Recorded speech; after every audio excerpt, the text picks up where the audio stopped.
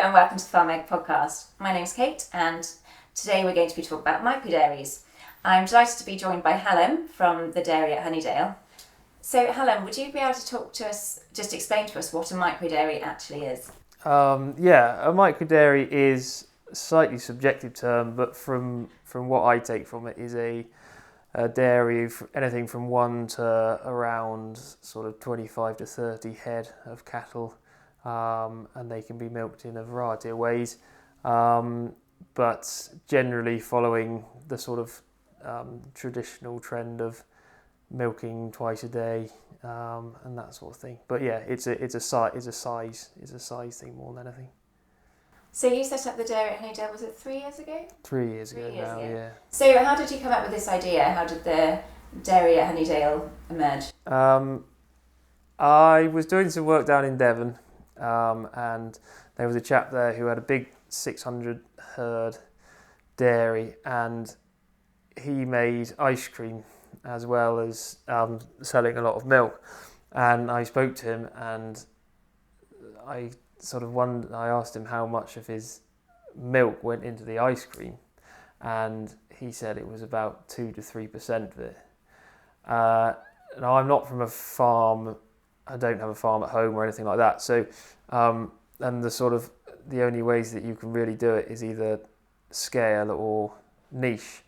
And I thought, well, I could just have the 2 or 3% and do away with the 98%.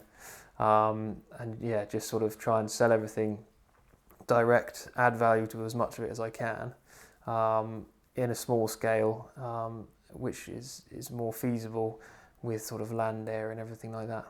And that's sort of what we came up with. So I spoke to Ian about 5 years ago, and he was looking to introduce animals here on the farm into the rotation and things like that. So it all married up quite nicely. And you've gone for Fleckvieh cows. The breed of cow you've got is Fleckvieh. Yeah. Why did you choose that breed? I most of my experience is in beef, so I wanted a dairy cow that looks like a beef cow, which is exactly what that is. So the Fleckvieh is essentially a quite traditional dual-purpose breed, and they haven't been quite so overbred as your sort of traditional black and whites. So we've got things like slightly better feet and better fertility, and then also at the end of that you've got a really nice calf to sell as a store, or you can keep it yourself, obviously. And yeah, it's a much more appealing prospect for a buyer to take on an essentially a beef calf rather than a dairy cross beef calf. And then because we always have visions of doing ice cream, the actual milk profile of Fleckvieh milk is quite good for that sort of thing as well. So we wanted sort of a high cream and fat content, which is what we've got. And how much milk do you tend to get from each cow every day? It depends on their maternal instinct. So we got some that will hold their milk back quite strongly. And this is because you keep the calves with them. Yeah, so we keep the calves. We keep the calves on the cows for about 3 months, for a few reasons. One would be better calf growth. We give them access to as much sort of colostrum as possible for the first 48 hours, and then we start separating them overnight. And they're separated in the same barn, and it's literally just a pen in the corner, so everything is all still can touch each other and everything like that. It's just that they can't physically suckle. We found that puts just a little bit of pressure on the cow, so therefore she does tend to let down in the morning. Some people don't. I've spoken to people who leave them together for months, 3-4 months before they do any even overnight weaning, and they get on with it well. It's very much up to your system and your cows and what works for you. So yeah, to begin with, the calf is obviously not drinking very much because it's so small, and we calve in the spring with the grass. So when the grass is really good, you'll probably sort of average about 18-ish litres a day each. We just milk them once a day in the morning, and then run the calves for the rest of the day. So the calves sort of act as the second milking. And then as time goes on, you'll get to a pinch point where you've not got very much milk because as the calf is drinking so much, and you're not milking very much off her. So, and that's even with bringing your weaning time forward. And you'll sort of get to sort of 10-ish litres a day, where then you'll wean, then it shoots right up overnight, literally. And then it will be a sort of slow, steady decline from sort of 15, 16 down to 8 to 10 towards the end of the season. And then you dry them off in usually December? Yeah, sort of beginning of December. Slightly depends on the grass availability and if it's horribly wet or things like that. So we've had it's been quite extreme really, because last year it was the drought and it was, we fed like 2 months worth of silage outside before we even had them in. And they did cope remarkably well. They all got back in calf, which was really pleasing. And they didn't lose too much body condition, which was nice. And then this year, the grass literally hasn't stopped growing. It's been phenomenal. Even now it's, because we split the paddocks up, there's so much in front of them, which is lovely, but it's just getting a bit wet underfoot now. So we'll see how long we can hold on for. And because you obviously stop milking them in December and then they calve in April, so you have what we call like a dry period, so they're not producing any milk. After your first year, how did your customers react? So you not having any milk? Did they come back again? Yeah, we were lucky. A lot of people buy into the system as much as they buy the milk. We're sort of very open in that people can come and see them whenever they want, and it's very transparent in that way. And because it is quite a different product to what else is available locally, we were quite nervous. Everyone did say, "Oh, you're doing the wrong thing. Everyone's going to go," but I tried to make it as simple as possible so that as soon as they were in the shed, they weren't milking, so that we didn't have to have a fancy ration and spend lots of money on feed and things like that to keep them milking while they were inside. I just wanted to do it with the grass, we do actually milk probably slightly shorter window than what most people would, and have a slightly longer dry period, but that what we save in terms of feeding them is probably made up for in that time. So we finished our first season, which was good. It was a bit of a learning curve, but it was good. And then we explained it from the start that we would finish sort of beginning of December and start again beginning of April time. And astonishingly, we didn't lose anyone. We actually increased the numbers of people for the following year, because we still put things out on our social media and stuff like that, and they were actually inside, so people coming to the collection point on the farm could see them, whereas normally in the spring and summer they're out 24/7, so they're slightly away from it, whereas they're actually under people's noses all of a sudden, that gained a bit of interest, which was good. And then again, year 2 to 3 we did the same, and the same again. We didn't lose anybody and actually gained a few. So it was a bit of a relief, but it was nice. And I suppose an added benefit is that you don't have to get up early in the morning and milk when it's cold and dark in the middle of it gets a bit like it towards the end. Yeah. You defrost the car when you on the way here, and then by the time you're finished, you've got to defrost to go away again. But it's sort of modelled on that, and like I say, the feed and things like that. It's just so easy. We don't feed any concentrates when they're in. We just feed silage that we make here, and that's sort of good enough to build a bit of body condition and then see them into calving and then on. And then this year we started the Dairyy Honeydale ice cream, which has been very popular. So you achieved your dream of making ice cream, and how have you found going out to all of the different festivals and horse events and things like that? Yeah, we were really lucky in where we got to go to actually. People because I suppose we were a bit late to the party, and these things are organised quite far in advance, which we didn't realise because we'd never tried to go to any of them. But yeah, the ones we did go to were really good. We stayed very local. I mean, the furthest we went was Morton in the Marsh. So it's like we converted a little horse box, and we sell out the back of that so that we can go wherever we want, which is good.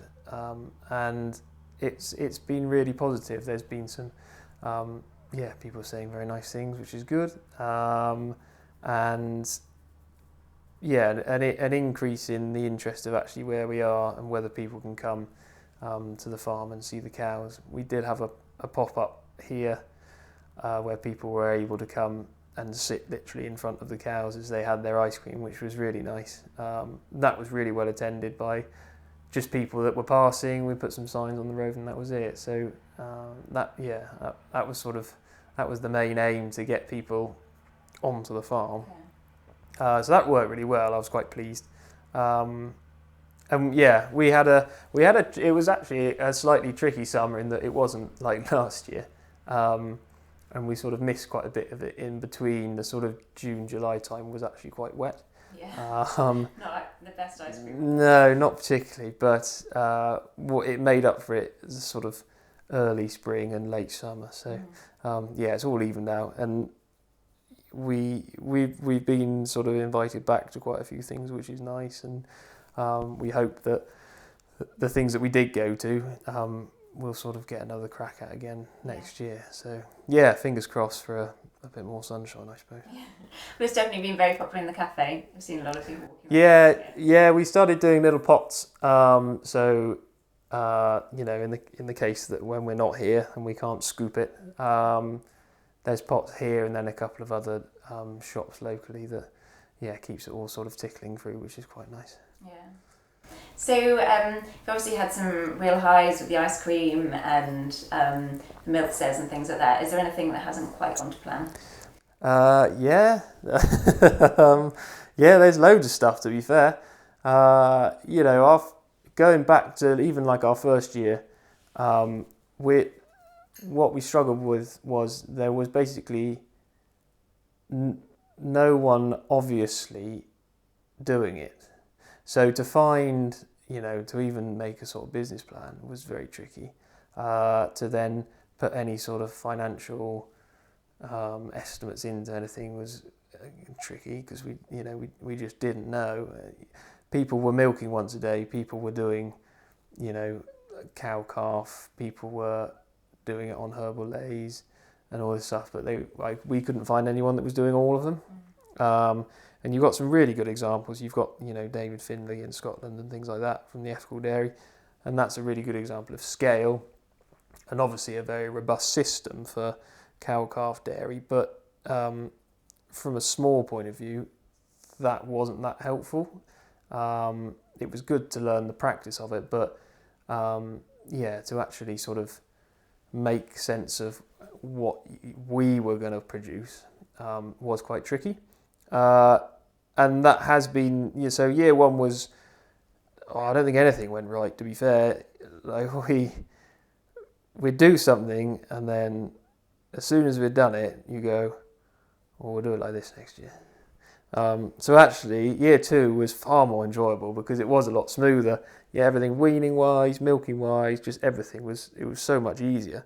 And it's been quite nice in the last, this year particularly. There's been a lot of people that have come and said they want to do it and said that they are doing it and all this sort of thing. So we're always pretty open in what we're doing. I'll tell anybody what they want to know, because I know how difficult it is when you don't have that.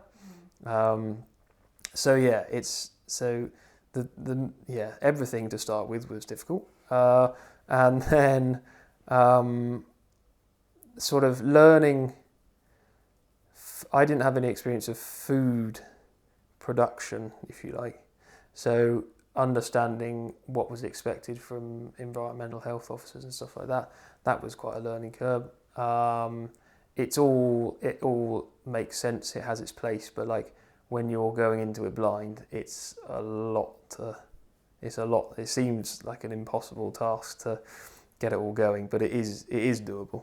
And once you've done it, you understand it. So we did it for the milk, and then it was quite an easy progression onto the ice cream, because we sort of already knew what they wanted, type thing.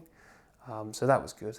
And then I suppose with the risk of being micro is that you're very susceptible to any small changes in anything. If you get one case of mastitis, it can be, a quarter of your herd or however big you are. So you've got to be really careful for things like that. And then sort of the ever present threat of TB. So yeah, it does depend on your area. Where if you're in a high risk area, it's probably our biggest threat, I would have said, just because of the size. Like we sell what we sell for the money we sell it for because we're small, but by being small, you are very at risk of losing. Just if you lose one, it can be pretty difficult after that. So yeah, it's a sort of balancing act, basically. Yeah. Well, the small scale dairies course we ran in the summer, it was great to have like 30, 40 farmers in the room, like all at different stages. Yeah. Starting out an enterprise and having everyone sort of discussing all their problems and the things that worked. And so it sounds like there are more people doing it now. Yeah, definitely now. Yeah, definitely. People often ask me how they should do it, and it doesn't really work like that. In that you could get away with it by doing exactly what we do, but for example, Hugh at Pentrafelin, his system is the same thing. It's you've got cows with calves still on them, and you're milking and you're selling that milk, but the system is totally different. So it's a case of going around, 5 or 6 different ones, picking up the bits that you like out of each one, and then seeing what works in your own setup, basically. I think there's already been visits from the people who came on that course. Quite a few people have gone around and visited the other farms now. Yeah, nice. Yeah, they should. There's not that many of us, and we're all pretty open, and we're all. I think generally we're all trying to do the same thing, which is, it's a sort of. It sounds a bit cult-like, but it's a bit of a movement, and the more people that are doing it, the better every individual system will run. When you're not going to take on the bigger farms in terms of production, but what you can do is you can offer it in your local area, and if people want to have it and are able to afford it and that sort of thing, it's an option for them. But yeah, it's not a case of feeding the world, not at all. Quite the opposite, actually. But it's a way that I could farm, and it was possible to sort of get it going where we are in particular. So no, it was just the sort of the best case scenario, I suppose. Well, it's a way to get into the industry, run your own business. Yeah, exactly. Capital. Yeah. Expenditure. Yeah, and small acreage as well, which is also quite tricky. Yeah. It's and we're very lucky that we're here. The cows benefit from being on the herbal lays and stuff like that. Not that you particularly need it, but it is nice, and it does change the taste of the milk and things like that. So it makes it just that little bit different, I suppose. And the herbal lays definitely benefit from the cows. So yeah, exactly. Yeah. Yeah. Well, thank you so much for coming. No problem. Helen. Just quickly, if anyone would like to know any more about the dairy at Honeydale, how do they find you? We got our website, which is the Dairyy at Honeydale. .com, and then we are on Instagram and Facebook as well. So simple as that. Brilliant. Thank you very much. No worries. Thank you. Time for some ice cream, I think. Yeah, absolutely.